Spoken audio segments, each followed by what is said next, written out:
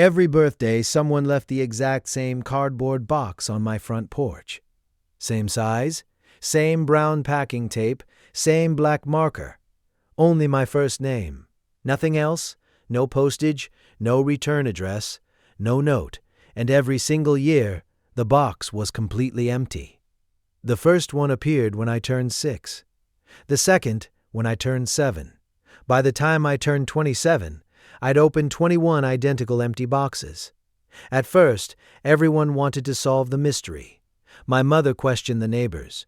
The neighbors blamed bored teenagers. The police called it a harmless prank. Eventually, people stopped asking. The box became part of my birthday, as ordinary as cake, as expected as candles. Even I stopped wondering, until one year, I decided not to open it. Instead, I carried the sealed box back onto the porch and left it exactly where I'd found it.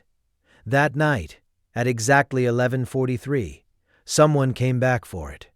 I was already watching through the living room window. An old man slowly climbed my porch steps. He bent down, picked up the box, held it for a moment, then smiled. Not because he'd found it, because it was still sealed. He quietly said, "You finally left it alone. I guess you're ready." Before he could walk away, I opened the front door. Wait. He froze. For several long seconds, neither of us spoke. Finally, I asked, "Who are you?" He smiled politely. Wrong question. Then he turned back toward the driveway. I stepped off the porch. "No." "What are these boxes?" He looked at me again. A slightly bigger smile. Closer. I could hear my own heartbeat. One more step. "Why? Why have you been bringing me an empty box every birthday?" The smile disappeared. He slowly nodded. "There it is. The question your father wanted you to ask." Then he climbed into an old blue pickup truck, started the engine, and drove away. No explanation, no name, no goodbye. Only one sentence echoing in my head. "The question your father wanted you to ask. My name is Daniel Harper. I'm 27 years old. And until that night, I believe the birthday boxes were simply one of those strange things life never explains. Every family has something like that. A locked drawer nobody opens, an old watch nobody wears, a photograph nobody remembers taking. A mystery that slowly stops being a mystery because everyone gets used to living with it. Mine was an empty cardboard box. Looking back, I think the reason nobody ever solved it was because it started too early. When something strange becomes part of your childhood, it eventually stops feeling strange. It simply becomes part of growing up. My father died 6 months before my 6th birthday. A heart attack. 42 years old, healthy, strong, the kind of man everyone expected to live forever. He left for work on a Tuesday morning. By lunchtime, he was gone. I don't remember much about the funeral, mostly fragments. Black shoes, rain, adults whispering in the kitchen, my mother crying behind a closed bedroom door because she thought I couldn't hear her. The first birthday without him is much clearer. I remember running downstairs before school. Mom was making pancakes. She smiled when she saw me. "Happy birthday."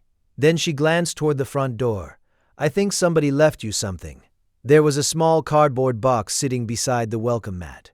No wrapping paper, no mailing label, no ribbon. Just one word written neatly across the top, "Daniel." Mom picked it up. It's surprisingly light. She handed it to me. I tore through the tape, looked inside. Nothing. I tipped it upside down over the kitchen table. Not even a piece of paper fell out. Mom laughed. "I think somebody forgot your present." I laughed too. I was 6 years old. An empty box was funny. Neither of us imagined another one would ever appear. Exactly 1 year later, there it was again. Same porch, same handwriting, same tape, same empty space waiting inside. That was the first year my mother stopped smiling. She walked outside, looked up and down the street, knocked on both neighbors' doors. Nobody had seen anyone. She called the local post office. No package had ever been mailed. That afternoon, a police officer stopped by. He examined the box for less than a minute, opened it, turned it upside down, shrugged. Probably a prank. My mother wasn't convinced. It happens every birthday. The officer smiled politely. Then, if it happens next year, give us another call. Another one did come. And another. And another.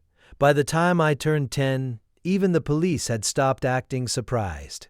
The boxes were always identical. Not almost identical. Identical. The cardboard never changed. The tape was folded exactly the same way. Even the handwriting looked untouched by time. Sometimes it rained the night before my birthday. The box would be dry. Sometimes it snowed. There would be snow everywhere except the small rectangle where the box rested. One year a storm knocked over the flower pot beside the porch. The pot shattered. The box wasn't even scratched. As a kid, little details like that felt magical. As I got older, they became unsettling. When I was 9, I started keeping the boxes. My mother asked why. I don't know. I just don't want to throw them away. She smiled. Then let's keep them. Every year we'd carry the newest one into the attic. At first there were only 2, then 5, then 10. Eventually, they formed neat stacks against the far wall. 21 empty boxes, perfectly preserved, waiting for an answer that never came. Sometimes I'd climb into the attic just to look at them. Not because I expected anything to change, because seeing them all together reminded me that whatever this was, it wasn't random. Someone remembered my birthday every single year. Someone cared enough to come to my house before sunrise. Someone never missed. Not once. When I turned 12, I asked my mother a question she'd clearly been expecting. Do you think Dad knew anything about the boxes? She looked down at her coffee. For a long time, she didn't answer. Finally, she sighed. I honestly don't know. But if he did, she smiled sadly, he would have had a very good reason. At the time, I thought she was protecting his memory. Years later, I realized she genuinely believed it. Because my father wasn't the kind of man who did strange things just to be mysterious. Everything he did for a reason. I just hadn't discovered that reason yet. When I turned 13, I decided I'd finally catch whoever was leaving the boxes. I spent an entire week planning it. I borrowed my uncle's flashlight, pulled an old sleeping bag into the living room, filled the coffee table with comic books, potato chips, and enough soda to stay awake until sunrise. At exactly 11 o'clock, I turned off every light in the house except the one above the stove. I sat where I could see the front porch through the window. Midnight came. Then 1. Then 2. Every passing pair of headlights made my heart race. Every creak of the house sounded like footsteps. At 3:17, I looked at the clock one last time. The next thing I remember, my mother was gently shaking my shoulder. Daniel, the bus comes in 40 minutes. I jumped up, ran to the window. The box was already sitting on the porch. Exactly where it always was. I never heard a truck, never heard footsteps. Nothing. It was as if it had simply appeared. The following year, my best friend Tyler insisted on helping. No way, we're both falling asleep. He showed up with 2 energy drinks, a flashlight, and enough confidence for both of us. This guy isn't getting past us. That was the plan. Around 2:30, we started telling ghost stories to stay awake. Around 3, Tyler yawned. Around 3:15, I did too. When I opened my eyes, morning sunlight was pouring through the curtains. Tyler was still asleep in the recliner. Outside, the box was waiting. He stared at it for almost a full minute, then quietly said, I think whoever's doing this knows we're watching. It was the first time anyone had said something that sounded almost reasonable, because somehow, it really did feel that way. My 16th birthday finally gave us our first real clue. Not because of the box, because of the camera. Someone had been stealing packages from houses around the neighborhood. My mother bought a security camera for the front porch. It'll finally tell us who's been leaving those boxes. She smiled. I've waited 10 years for this. So had I. The morning after my birthday, I skipped breakfast, pulled the memory card out of the camera, loaded the video onto the computer. There was only one motion alert, 2:14 a.m. I clicked play. An old blue pickup slowly rolled into the driveway. The driver climbed out carrying a cardboard box under one arm. He wasn't wearing a mask. He didn't hurry. He didn't even look around. He simply walked up the path, placed the box beside the welcome mat, stepped back, looked at the front door, waited 5, maybe 6 seconds, then quietly returned to his truck and drove away. The entire recording lasted 28 seconds. I watched it again. Then again. The strange part wasn't that we'd finally seen him. It was the way he stood there after putting the box down, almost as though he expected someone to answer the door. My mother watched the recording 3 times. I know him. You do? I think so. From where? She frowned. I honestly can't remember. That somehow made the mystery worse. He wasn't hiding. He wasn't trying to stay anonymous. He looked like someone who expected to be recognized. Yet neither of us knew who he was. We took the recording to the police station. The same officer who'd visited years earlier had retired. The younger deputy watched the video twice, then leaned back in his chair. So, he leaves a box? Yes. And then he leaves? Yes. Has he ever threatened you? No. Damaged your property? No. He shrugged. I'm not saying it isn't strange. It definitely is. But legally, there isn't much I can do. Walking back to the car, I remember feeling more frustrated than ever before. For 10 years, I'd wanted to know who was leaving the boxes. Now I knew exactly what he looked like.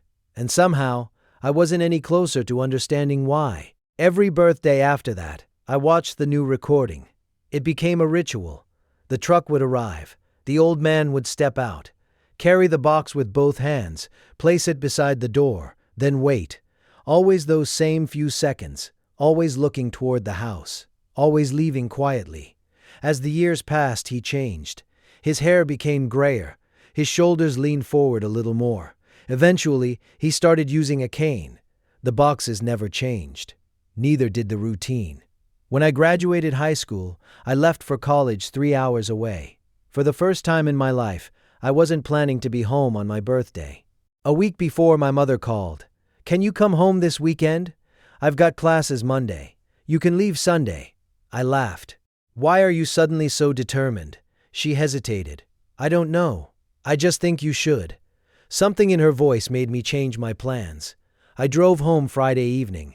The next morning, the box was waiting on the porch, exactly where it always had been. I stood there staring at it. Then a thought crossed my mind. Whoever delivered it had known I'd come home. Not to my apartment. Not to campus. Home. For the first time, I wondered if the box had never belonged to the house at all. Maybe it belonged to me. After college, I rented a small apartment across town. 2nd floor. No porch, no yard, just a narrow hallway lined with identical doors. My birthday arrived. I opened my apartment door. Nothing. No box. I actually smiled. Maybe, after 21 years, it was finally over. Around noon, my phone rang. It was my mother. You should come by. I didn't ask why. I already knew. The box was waiting beside the front door of my childhood home. I picked it up, opened it. Empty. Just like always. Driving back to my apartment, one realization refused to leave my mind. The boxes had never followed me. They'd always gone to one place. The house where my father had lived. The house where he'd died. The house where every birthday after that had quietly begun with an empty cardboard box. For the first time, I stopped asking, what's inside it? And started wondering, who keeps coming back? The thought stayed with me for months. Not the box, the man. For 21 years, I'd treated the cardboard as the mystery. Maybe it never was. Maybe the mystery had always been the person willing to drive across town, every single birthday, without ever asking for credit. About a year later, my mother decided to sell the house. I can't take care of it anymore. She said it gently, almost apologetically. It's too much for one person. I understood, but hearing the words still hurt. Every memory of my father lived there. Every birthday box had appeared on that porch. The thought of another family moving in felt strangely wrong. The house sold within 3 weeks, 2 days before closing. I couldn't sleep. I drove over just after midnight, sat in the driveway, and realized something. If someone else bought the house, what would happen to the box? Would it stop? Would the old man simply disappear? Or would some confused stranger wake up on their birthday and find an empty cardboard box waiting outside? I suddenly couldn't stand the idea. The next morning, I called the realtor. By the end of the week, I'd bought the house myself. It wasn't practical. It wasn't even a smart financial decision. But some places stop being property. They become part of your story. I wasn't ready to let mine go. The following birthday, I woke before sunrise. I didn't make coffee. I didn't check my phone. I walked straight to the front door. The box was already there. I smiled. Not because I was happy to see it, because somehow I wasn't surprised anymore. The old man knew. He knew I'd come back. That realization bothered me more than anything else. He wasn't delivering the box to an address. He was delivering it to me. That afternoon, I climbed into the attic. 21 empty boxes were stacked neatly against the far wall. I pulled every one of them onto the floor. For nearly an hour, I just looked at them. 21 years, 21 birthdays, 21 empty boxes. Then I noticed something I'd never paid attention to before. Every piece of tape had been folded the exact same way. Every box was the same brand. The handwriting never changed, not even slightly. Whoever had done this had planned it, meticulously, patiently, year after year. I dug out every security recording I'd ever saved. The oldest was grainy. The newest looked almost perfect. I watched them one after another. At first, nothing stood out. Same truck, same jacket, same careful walk. Then I stopped on one frame. The old man had just placed the box beside the door. Instead of leaving immediately, he looked toward the house, not casually, hopefully, as if he expected someone to come outside. Every recording showed the same thing. 5 seconds, sometimes 6, 1 year, almost 10. Always waiting, always leaving disappointed. I leaned back in my chair. A thought suddenly crossed my mind.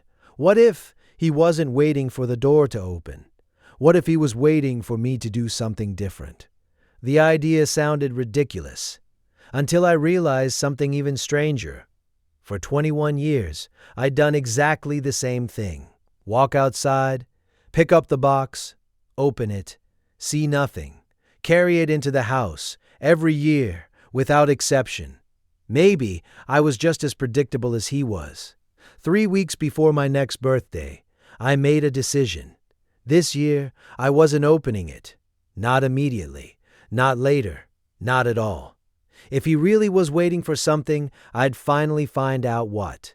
On the morning of my 27th birthday, the box was waiting exactly where it always had been.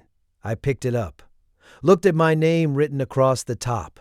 Then, instead of carrying it inside, I placed it back beside the welcome mat, exactly where I'd found it. The entire day I kept glancing through the front window. The box never moved. Night came. 11 o'clock. Nothing. 11:30. Still nothing. At 11:43, headlights appeared at the end of the driveway. An old blue pickup rolled slowly toward the house. The engine stopped. The driver's door opened. The old man stepped out. He climbed the porch exactly as he had for more than 2 decades. Bent down, picked up the untouched box, held it in both hands, then smiled. "You finally left it alone. I guess you're ready." I threw the front door open. "Wait." He froze. For several seconds, neither of us spoke. Finally, I managed to ask, "Who are you?" He smiled. Wrong question. He turned to leave. "No." I stepped off the porch. "What are these boxes?" He looked back. Closer. My voice was shaking now. "Why? Why have you been bringing me an empty box every birthday?" His smile disappeared. He slowly nodded. "There it is. The question your father wanted you to ask." Before I could stop him, he climbed back into the pickup, started the engine, and drove away. I didn't sleep that night, not even for a minute. By sunrise, I'd already decided what I was going to do. If my father had known that man, then somewhere, someone else had known him too. and for the first time in 21 years, I finally had the right question. The first place I went was my mother's apartment. She opened the door, took one look at my face, and immediately stepped aside. "You saw him?" I nodded. "He talked to me." Her expression changed. "What did he say?" I repeated every word. The old pickup, the box, the strange smile. "The question your father wanted you to ask." When I finished, she sat silently at the kitchen table. For almost a full minute she said nothing. Finally she whispered, "I always knew something would happen if you didn't open it." "You did?" She slowly shook her head. "Not because I knew the answer. Because for 21 years, he always waited." She disappeared into the hallway. A few moments later she returned, carrying an old plastic storage bin. Photo albums, home videos, loose photographs, everything that had survived dozens of moves. We spent nearly 2 hours searching. Nothing. Then near the bottom, I found a faded company picnic photograph. My father stood beside a grill, laughing. Behind him, partially hidden by another man, stood someone wearing a baseball cap, older than everyone else. I felt my stomach tighten. It was him. 22 years younger, but unmistakably the same face. My mother leaned closer. "I remember now." "What?" "Frank. That's his name." "You knew him?" "Barely. He and your father worked together. They had breakfast every Thursday. Always the same diner." The diner was still there. Same cracked parking lot. Same faded sign. Same bell above the front door. The waitress smiled as I walked in. "Coffee? Please." After a minute, I slid the photograph across the counter. "I'm looking for this man." She adjusted her glasses, smiled, then pointed toward an elderly man reading a newspaper near the window. "Ask Walter. If anybody knows, he does." Walter folded the newspaper before I even reached the table. He looked at the photograph, then at me. "So, you finally came." The words hit me like a punch. "You knew I'd come?" He smiled. "Frank always said one day you would." I pulled out the chair, sat down. "You know where he is?" Walter checked his watch. "He'll be here." "When?" "In about 15 minutes. He hasn't missed a Thursday breakfast in nearly 30 years." At exactly 8:17, an old blue pickup pulled into the parking lot. Same faded paint, same dent above the rear wheel. The driver's door opened. Frank climbed out slowly. Baseball cap, gray jacket, cane in his left hand.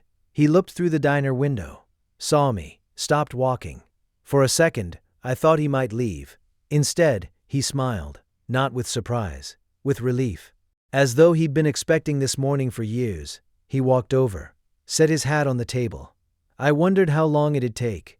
"You knew I'd come?" I hoped. Walter quietly stood, picked up his coffee, moved to another booth without saying a word. Frank lowered himself into the chair across from me. For a long moment, neither of us spoke. Finally I asked, "Were you really my father's friend?" He smiled. "My best friend. Since we were 19. Before I could ask another question, he reached inside his jacket, carefully removed a yellowed envelope. The paper had softened with age. The corners were worn smooth. Across the front, written in handwriting I recognized immediately, were 5 simple words. "For Daniel, when he asks." Frank gently placed it on the table. "I've carried this for 22 years. My instructions were very specific. I wasn't allowed to give it to you until the day you ask why." I stared at the envelope. For 21 birthdays, I'd imagined the answer might be hidden inside one of those empty boxes. Instead, it had been sitting inside Frank's jacket all along. "You never opened it?" He almost looked offended. "I gave your father my word. A promise doesn't end because someone dies." He slid the envelope toward me. "It's yours." Inside was a single folded page. Nothing else. No photographs. No documents. Just one handwritten letter. I recognized the handwriting instantly. "Daniel, if you're reading this, then you finally asked why." "Good," I smiled. "Even after all those years." I could almost hear his voice. "You're probably wondering why I ask someone to leave you an empty box every birthday. Children believe the answer is inside the box." Adults eventually realize the answer is the person carrying it. I stopped reading. 21 years, summed up in 2 sentences. I looked up at Frank. You really never read this? He shook his head. No. He sealed it himself. I promised I'd protect it. I continued. I didn't want to leave you money. Money disappears. I didn't want to leave you possessions. Those eventually belong to someone else. I wanted to leave you a relationship. My throat tightened. Frank thinks I'm asking him to watch over you. He's right. But that's only half the reason. The other half is that one day he'll need you just as much as you'll need him. I lowered the page. Frank was looking out the window, completely unaware of what my father had written about him. I kept reading. After I'm gone, you'll lose your father. Frank will lose his best friend. Neither of you will know how to ask the other for company. So I'm giving both of you an excuse. I felt my eyes begin to sting. It was so simple, so incredibly human. One birthday, every year. Until you ask why. After that, the boxes have done their job. You won't need an excuse anymore. The final lines were short, almost an afterthought. Take care of each other. Life ends faster than people expect. Love people more than the things they leave behind. Love. Dad. Neither of us spoke for a long time. Finally, Frank smiled. I spent 22 years believing I was keeping a promise for your father. He looked down at his coffee. I never imagined. He was keeping one for me too. For the first time since I was 6 years old, the mystery was over, and somehow it didn't feel like an ending. It felt like the beginning of the story my father had planned all along. The following Thursday, I found myself pulling into the diner's parking lot 15 minutes early. Frank's truck was already there. Of course it was. He waved through the window before I even opened my car door. When I sat down, a cup of coffee was already waiting for me. You remembered, he smiled. I've been coming here long enough. I know what you're going to order before you do. For the first time in more than 20 years, we met without a mystery sitting between us.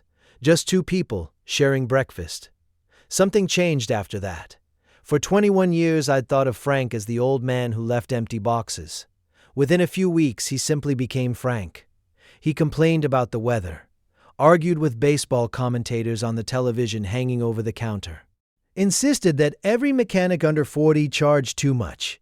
He laughed with his whole body, the kind of laugh that made everyone else in the diner smile. There wasn't anything mysterious about him. He was simply lonely. And I'd never noticed. The first few Thursdays, I asked endless questions about my father. Frank answered every one. What was he really like? He smiled. Stubborn. I already guessed that. So was I. We argued almost every day. About what? Everything. He laughed. Which truck to buy? Which fishing spot was better? Whether pineapple belonged on pizza? I laughed. My dad argued about pizza. He argued about everything. But if you needed him, he'd be there before you finished asking. One morning, Frank reached into his wallet, pulled out an old photograph. I've carried this for years. It showed 2 young men covered in sawdust, standing beside the frame of a house. One of them was my father. The other was Frank. Neither of them couldn't have been older than 20. They built their first house together? I asked. Frank nodded, and almost burned it down. What? He laughed so hard coffee nearly came out of his nose. Your father forgot there was insulation stacked next to the heater. The entire pile caught fire. Were you hurt? No, but we smelled like smoke for a week. Every breakfast came with another story. The time they rebuilt an old pickup truck using parts from 3 different junkyards. The camping trip where my father accidentally dropped every fish they'd caught back into the lake. The winter they spent Christmas delivering firewood to elderly neighbors after an ice storm. None of the stories were extraordinary on their own. Together, they slowly built the father I'd never really known. Not the man in the framed photograph. A real person. Someone who made mistakes, laughed too loudly, worked too hard, showed up whenever someone needed him. One Thursday, I asked Frank something I'd been thinking about for weeks. Why didn't you ever knock? He looked up from his coffee. What do you mean? For 21 years, you stood on my porch. You could have knocked. You could have told my mom who you were. You could have handed me the letter." He thought about it for a long moment. "Because that would have been my choice." He pointed toward me. "Your father wanted it to become yours. I didn't understand that at first, but I respected it." He smiled. "I wasn't waiting for you to recognize me. I was waiting for you to become curious." That sentence stayed with me. Not curious about the box, curious about the person. For years, I'd been chasing an object. My father wanted me to notice people instead. It was such a simple lesson, one I somehow needed 21 years to learn. As the months passed, Thursday quietly became my favorite day of the week. Some mornings we barely talked. We simply drank coffee and watched people come and go.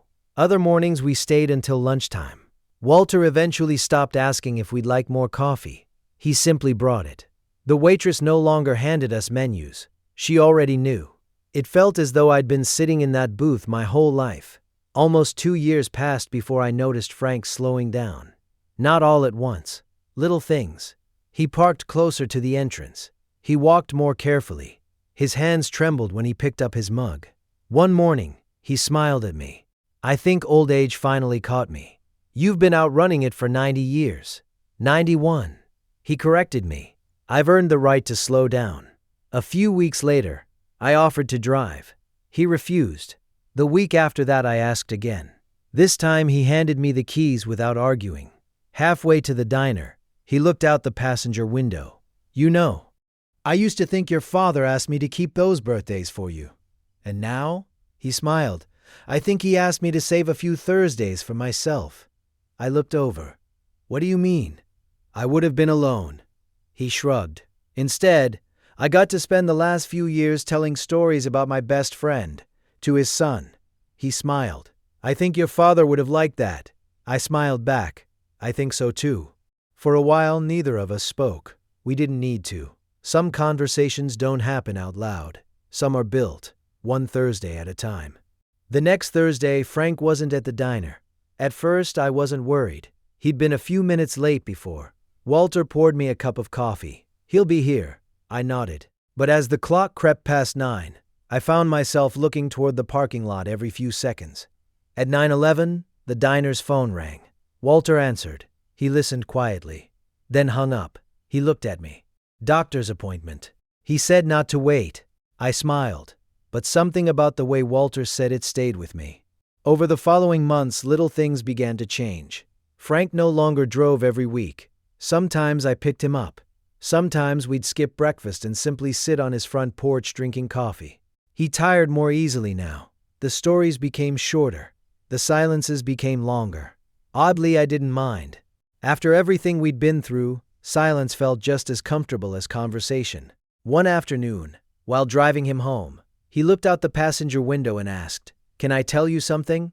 "Of course." "I spent 21 years thinking I was keeping your father's promise." He smiled. "I was wrong." "You were?" He nodded.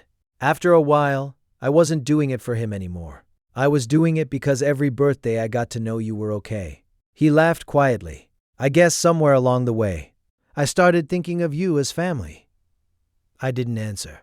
I simply kept driving, because there wasn't anything I could say that would mean more than what he'd already said. The following spring, Thursday came again.